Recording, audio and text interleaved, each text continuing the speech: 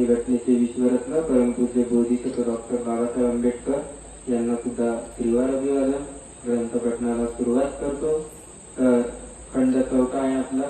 त्यामधलं प्रकरण आहे आपला 16व्या क्रमाचा प्रकरण आहे आणि 16व्या नंबरचं प्रकरण आहे आपला. त्याच्यामध्ये सांगितलेलं आहे की भगवान बुद्धांना पिंडपात मिळाले नाही. बनते नागते आपण लोक नेहमी सांगत असतात की भगवान बुद्धांना चिवर, पिंडपात, शयनासन आणि ग्लान प्रत्य औषध इत्यादी परिष्काराचा सदैव लाभ होत असे. म्हणजे त्यांचं म्हणणं असं होतं की भगवान बुद्धाला ही गोष्ट मिळालेली आहे. चिवर मिळालं, पिंडपात मिळालं, शयन आसन मिळालं आहे ना, ग्लान प्रत्य मिळाले, औषधी मिळाले आणि परिष्कारांचा सदैव लाभ होत असे. तसेच असेही माझ्या ऐकण्यात येते की भगवान बुद्ध पंचसाक्ष नामक एका ब्राह्मणाच्या गावी गेले. किंवा पंचसाक्ष नावाचा एक ब्राह्मण होता आणि त्या ब्राह्मणाच्या घरी भगवान गेले आणि गेले असताना त्यांना भोजनदान दिलं. भोजनदान न मिळाल्यामुळे रिकामे पात्र घेऊन तसेच खाली हाताने परत यावे लागले. म्हणजे किंवा भगवान बुद्ध त्या ब्राह्मणाच्या गावी गेले आणि भगवान बुद्धाला तिथं भोजन मिळालं नाही. मग भोजन मिळालं नाही तर काय केलं भगवान बुद्धांनी रिकाम पात्र घेऊन ते त्यांना वापसी यावं लागलं. बनते नागसेन मला असे वाटते की भगवान बुद्धांना सतत चारही परिष्कारांचा लाभ होत असे आणि त्यांना कधीही कोणत्या गोष्टीची कमी पडत नसे. काय म्हणतात ते, किंवा मला असं वाटते किंवा भगवान बुद्धांना परिपूर्ण चारही गोष्टीचा परिष्करणाचा लाभ होत असत. भगवान बुद्धांना कोणती गोष्ट कमी पण सुद्धा पडत नव्हती. हे जर खरे मानले तर पंचशाल नामक एका ब्राह्मणाच्या गावी पिंडपात करायला गेले असता त्यांना काहीच मिळाल्याने रिकामे भिक्षापात्र घेऊन जसेच्या तसे खाली हाताने का परत आले बा. किंवा भगवान बुद्धांना परिपूर्ण सर्व परिष्काराचा लाभ होता आणि भगवान बुद्ध काही करू शकले असते तर मग माझा या गोष्टीवर आता विश्वास बसत नाही. मग त्या ब्राह्मणाच्या गावी ज्या वेळेला भगवान गेले, मग त्या ब्राह्मणाच्या गावी गेल्याच्या नंतर भगवान बुद्धांनी म्हणजे रिकामे भिक्षापात्र घेऊन जसेच्या तसे ते परत आले बा. मग हे विधान मी खोटे ठरते असे मानले पाहिजे काय. आणि जर पंचशाल ब्राह्मणाच्या गावातून त्यांनी खाली हाताने परतावे लागले हे जर खरे मानले तर त्यांना सदैव परिष्काराचा लाभ होत असे हे विधान चुकीचे हरी म्हणतात. जर भगवान बुद्धाला परिपूर्ण गोष्टीचा लाभ होत होता आणि परिपूर्ण भगवान बुद्धाजवळ गोष्टी होत्या म्हणतात तर त्या गावामधून भगवान बुद्ध रिकाम पात्र घेऊन का बरं आले आहे ना. त्यांचा प्रश्न असा आहे किंवा भगवान बुद्धाला सर्व गोष्टीचं सर्व गुण संपन्न असल्याच्या नंतर भगवान बुद्धाने स्वतः ते पात्र का बरं नाही भरवलं, रिकाम पात्र घेऊन का आलं. मला आता हे जे काही विधान आहे म्हणतात हे विधान मला चुकीचं ठरते. हे सुद्धा एक बुद्धी भ्रष्ट करणारे कोडे आहे म्हणतात आहे ना. माझ्या बुद्धीत बसणारी मुद्दा नाही म्हणतात हा, किंवा मी त्याच्यावर कसा काय विश्वास ठेवू म्हणतात. माझ्या बुद्धीला लागणारा हा म्हणजे कोडेच एक विचार आहे म्हणतात. बनते आपण याची उकल करून मला सांगावे की जेणेकरून धर्मविरोधकांना याचे सरळ उत्तर देता येईल. जर काय म्हणतात ते की मला याचा उल्लेख सरळ प्रकारे सीध्या प्रकारे करून सांगा तुम्ही की जेणेकरून मला जे काही विरोधी असतात त्या विरोधी लोकांना सांगण्यासाठी मला बरं होईल म्हणतात.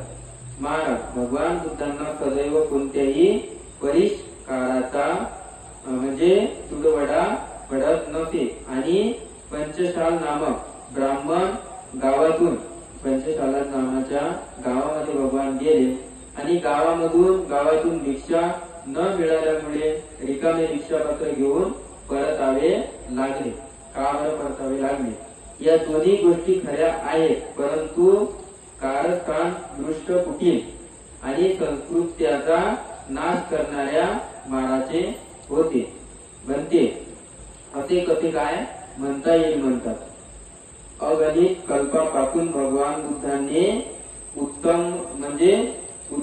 उत्तम राशी रचल्या आहेत. म्हणजे उत्तम भगवान बुद्धांनी राशी अनेक कल्पापासून रचलेल्या आहेत म्हणतात, है ना. तर मग आणि नुकताच अस्तित्वात आलेल्या पापी माराने त्यांच्या इतक्या पुण्यबळावर एवढा कसा काय प्रभाव टाकला म्हणतात, है ना. किंवा भगवान बुद्ध किती कल्पापासून अति उत्तम भगवान बुद्धाला प्रत्येक राशी, प्रत्येक गोष्टीचं ज्ञान, प्रत्येक गोष्टीवर उत्तर आणि प्रत्येक माणसाला दुःखातून मुक्त पण केलं भगवान बुद्धाने. मग बघ तसं एवढं मोठं पुण्य असल्याच्या नंतरही पुण्यबळाचा प्रभाव त्या इतका असूनही सुद्धा त्या माराने म्हणजे कसं काय आक्रमण केलं. ते म्हणतात एवढे तथागताचे पुण्य कसे काय लोप पावले आहे ना. किंवा त्यावेळेला तथागतांचे एवढं मोठं पुण्य असल्याच्या नंतरही महाराजांनी त्यांच्यावर आक्रमण केला. तर मग हे पुण्य कुठं लोप पावलं? म्हणजे हे जे काही पुण्य होतं म्हणतात ते पुण्य कुठे गेलं आहे ना. म्हणजे लागते यावरून दोन प्रकारने अपेक्ष घेता येतात. दोन प्रकारचे आहेत म्हणतात. ते म्हणजे पुण्यापेक्षा पाप हे अधिक शक्तिशाली आहे म्हणतात. पुण्यापेक्षा पाप अधिक शक्तिशाली आहे म्हणतात आणि तथागतांच्या पुण्यशक्तीपेक्षा माराची पाप शक्ती अधिक बलशाली आहे म्हणतात, है ना. भगवान बुद्धांच्या म्हणजे भगवान तथागतांच्या पुण्यापेक्षा म्हणजे तथागतांच्या पुण्यापेक्षा त्या माराची जे काही पाप शक्ती होती म्हणतात ती अधिक बलशाली होती. खूप बल होतं त्याच्यामध्ये, है ना. खूप बल आहे म्हणतात. झाडाच्या मुळाचा विस्तारापेक्षा झाडाचा वरील विस्तार अधिक जड झालेला असतो म्हणतात. झाडाच्या वरच्या भागापेक्षा झाडाचा बुडातला जो काही हिस्सा असतो किंवा बुडात जे झाड असते ते झाड असते ना ती अधिक जाड असते म्हणतात. हा त्यांनी उल्लेख या ठिकाणी केला. तो अधिक शक्तिशाली असते म्हणतात. सद्गुणापेक्षा पातक कसे म्हणजे सामर्थ्यशाली करते म्हणतात. महाराज या आपल्या युक्तिवादावरून दोन्ही विधाने सिद्ध होऊ शकत नाही म्हणतात.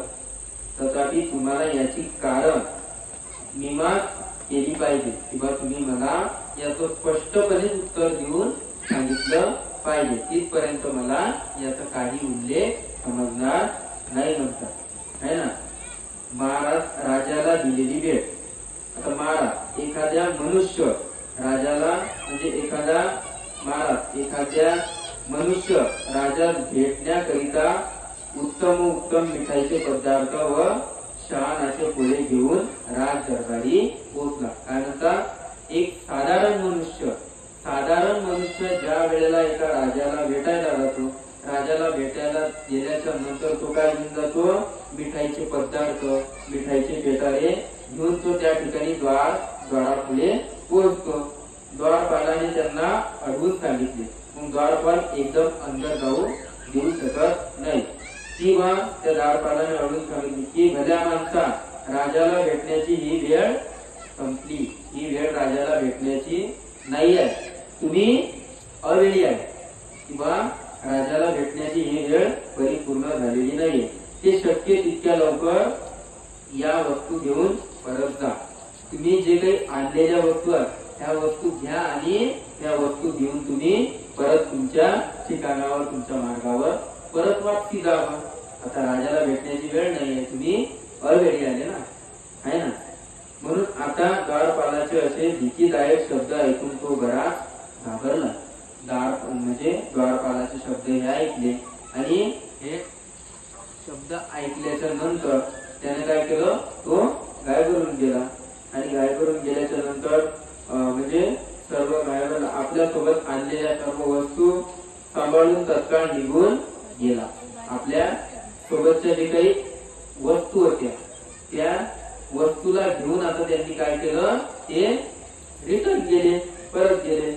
यामुळे त्या दिवशी राजाची भेट काही त्याला मिळालेली नाही. राजाची भेट त्यांना झाली नाही. ते त्या द्वारपालांनी त्यांना सांगितले म्हणून ते परत गेले. आता कमजोर समजला जाईल की राजा आता कधीच भेटणार नाही. त्यांना आता मनामध्ये दृढ निश्चय केला की राजाची ना आपली भेट आता कदापि होऊ शकत नाही. राजा कधी आपल्याला मिळणार सुद्धा नाही बनते असे तर नाही. परंतु आपल्या वृद्ध स्वभावामुळे द्वारपालाने त्या मनुष्याला परत पाठवले. त्याचा स्वभाव त्यांना चांगला वाटला नाही म्हणून त्या द्वारपालाने त्यांना परत पाठवले म्हणतात. तरी पण अन्य प्रसंगी त्याही पेक्षा शेकडो हजारो पट अधिक मनुष्य चांगल्या मनुष्य व किमती वस्तू त्यास मिळाल्या असतील व पुढेही मिळत राहतील म्हणतात. त्याला याही पेक्षा चांगले माणसं आणि याही पेक्षा किमती वस्तू त्याला मिळतच राहतील म्हणतात. बंद थोडी होणार. यांनी नेलेल्या वस्तू परत नेल्या म्हणून राजाला भेटणं बंद थोडी झाल्या. वस्तू राजाला पुन्हा परत वस्तू मिळतच राहतील है ना महाराज. याचप्रमाणे महाराने आपल्या दृष्ट वर्तनामुळे पंचशाल गावातील ब्राह्मणांना तथागतांना दान देताना अडवले म्हणतात. म्हणून भगवान बुद्ध त्या नगरीमधून रिकाम भिक्षापात्र घेऊन आले हे स्पष्ट सांगितले जाते है ना. म्हणून या ठिकाणी ते परत आले. ब्राह्मणाला त्या महाराजांनी सांगितले की बा यांना त्यांच्या पात्रामध्ये काही टाकायचं नाही. त्यामुळे ते आले, अडकले. परंतु दुसऱ्या शेकडो हजारो देवता दिव्य आयोजक मधुर अमृत अन्न घेऊन तथागतांना दान देण्याकरिता हात जोडून विनंती करू लागले. जरी महाराजांनी सांगितले ब्राह्मणाला किंवा तथागतांना देऊ नका, पण अनेक देवता लोक आणि दिव्य आयोजक असं मधुर भजन घेऊन तथागतांना विनंती करू लागले है ना की भगवान भोजन घ्या, भोजन स्वीकार करा. महाराज सांगतो म्हणून काय झालं का तथागतांना भोजन मिळणार नाही. तथागत कमी बलवान होते का, कमी शिलवान होते का, सम्यक संबुद्ध कशाला म्हणतात है ना. देव आणि मनुष्याचे शास्त्र त्यांना यासाठी म्हणतात किंवा देवाच्याही वरचे देव आणि मनुष्याचे पण सुद्धा शास्त्र म्हणून त्यांना कल्याणकारी तथागत सम्यक संबुद्ध म्हणतात. बनते लागते तथागतांना चारही प्रत्यक्षाचे दान सुलभ असेलही आणि तसेच त्या पुरुषोत्तम तथागता देवता मनुष्याकडून सदैव त्यांना आवश्यक वस्तू अत्यंत मिळत आणि भक्तीपूर्वक दिल्या जात असतात है ना. तथागतांवर श्रद्धा कमी नव्हती लोकांची, त्या लोकांची पण सुद्धा ब्राह्मण लोकांची पण खूप होती. पण काही आता विरोधी राहत होते. परंतु तेवढ्या पुरती तर पंचशाल ब्राह्मण गृहस्थाकडून दान न मिळू देण्याची आपली इच्छा त्या महाराजांची पूर्ण करूनच घेतली.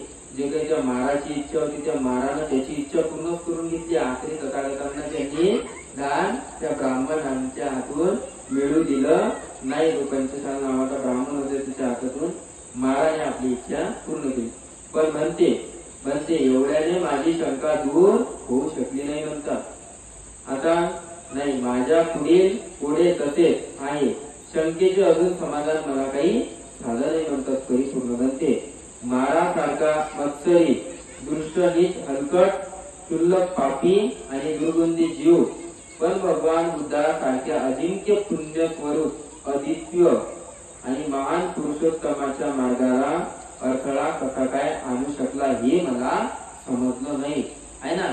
किंवा तो मार केला आणि तथागतांच्या रस्त्यामध्ये अडथळा कसा काय आणू शकला हे मला गोष्ट आणखी सुद्धा समजली नाही. किंवा तथागत सम्यक संबुद्धाला कोणतरी अडथळा आणला मला ही गोष्ट लक्षात नाही येत आहे म्हणतात. मला अजून याचं निरसन समजलं नाही म्हणतात. किंवा दानात बाधक होण्याची 4 कारणे आहे म्हणतात है ना. ती कोणती म्हणतात महाराज 4 गोष्टी दानात बाधा पोहोचू शकतात. दानामध्ये 4 प्रकारच्या गोष्टी बाधक करू शकतात. जसं न पाहिलेलं उद्देशाने केलेली गोष्ट आहे ना, तयार केलेली आणि उपभोगासाठी तत्पर असलेले. कोणत्या व्यक्तीला पहिल्या वाचून देण्याकरिता तयार ठेवलेले पाहून दुसरा कोणी व्यक्ती देणारा भडकतो आहे ना, किंवा एखाद्याला चांगली गोष्ट भेटली आणि त्या समोरच्याला ती गोष्ट चांगली भेटली नाही, तो भडकतो ना, याला एवढं सुंदर आणि मला एवढं खराब आणि मला एवढं वाईट काऊन, म्हणून तो भडकतो ना. अरे याला दान देण्यात काय उपयोग होणार आहे, याला तर दान तर देत आहोत आपण, पण याला दान देण्यामध्ये काय उपयोग आहे म्हणतात. कोणत्या दुसऱ्या व्यक्ती दिलेलं दान ते तरी चांगलं होईल म्हणतात. एवढ्यावरून थांबलेल्या दाना न पाहिल्याचा अंतर्माय असे म्हणतात. कुणी एखाद्याने कोणत्या खास व्यक्तीला दान देण्याचे ठरवले, परंतु कुणी दुसऱ्या व्यक्तीने त्या मध्ये बाधा टाकली, बाधा निर्माण केली असता दिलेल्या दानाचा उद्देश अंतर्माय असा होते म्हणतात. कोणाला जर वाटलं आपण किंवा चांगल्या व्यक्तीला दान देऊ, त्याच्यामध्ये बाधा टाकली कोण, तर दिलेल्या दानाचा उद्देश अंतर्माय असे म्हणतात. कुणी व्यक्ती दान घेऊन कुणाची वाट पाहत बसला आहे, परंतु तेवढ्या कोणत्या तरी कारणाने ते दान देण्यात आले नसेल, तर त्याला तयार केल्याचा अंतराय असे म्हणतात है ना. दान मिळता त्याच्या जागी उपभोगासाठी तो सिद्ध झाला आहे, परंतु एवढ्यात कोणत्याही कारणाने तो त्याचा उपयोग करू शकत नाही. त्यांना उपभोगासाठी तयार असलेल्याचा हा अंतर्माय असे ठरतात असे म्हणतात. महाराज हे 4 अंतराय आहेत की पंचशाल गावातील ब्राह्मण गृहपतीपैकी महाराने कुणालाही भगवान बुद्धाला दान देऊ दिले नाही. महासेनानं काय केलं, त्या भगवान बुद्धाला कोणाला दान देऊ नाही दिलं, म्हणून भगवान बुद्धाला काय करावं लागलं, ते पात्र घ्यावं लागलं आणि तसंच त्या नगरीमधून परत यावं लागलं. त्या ब्राह्मणाने काय केलं, भगवान बुद्धाला कोणाला दान देऊ दिलं नाही किंवा काहीच मिळालं पण सुद्धा नाही. महाराज देवता, मार, ब्रह्मा, श्रमण ब्राह्मण तसेच समस्त जीवमित्रासह या जगात कुणी नाही की जे दान भगवान बुद्धांना देण्याच्या उद्देशाने तयार करून ठेवलेलं आहे म्हणतात. काय म्हणतात किंवा महाराज देवता, मार, ब्रह्मा, श्रमण ब्राह्मण तसेच समस्त जीवनमात्रसह असा जगात कुणीच नाही म्हणतात की जे दान भगवान बुद्धांना देण्याच्या उद्देशाने तयार करून ठेवलेलं आहे म्हणतात. किंवा त्यांच्या उपभोगासाठी सिद्ध झालेल्या प्रसंगी कुणी अंतर्माय आणू शकते. जर कुणी मत्सर आणि अंतर्माय आणण्याचा प्रयत्न जरी केला तरी त्याचे डोक्याचे शेकडो हजारो तुकडे होऊन पडतील है ना. भगवान बुद्धाला किंवा भगवान बुद्धाच्या भिक्षूला दान का देत आहे, त्यानं जर असं त्याच्यामध्ये बाधा जरी टाकली म्हणतात, बाधा जर पोहोचवली तर त्या ठिकाणी काय होते, त्याच्या डोक्याचे शेकडो आणि हजारो तुकडे होते है ना. त्यानं देणं नाही, ठीक आहे देत नाही, कोणी देत जरी असेल ते पाहूनही जर त्याच्या मनामध्ये हिरकण आला तरीही त्याचे हजारो तुकडे होऊ पडतील म्हणतात. भगवान बुद्धांच्या 4 गोष्टी थांबवता येत नाही. भगवान बुद्धाच्या 4 प्रकारच्या गोष्टी कधी थांबवता येत नाही. तर ते 4 गोष्टी कोणते,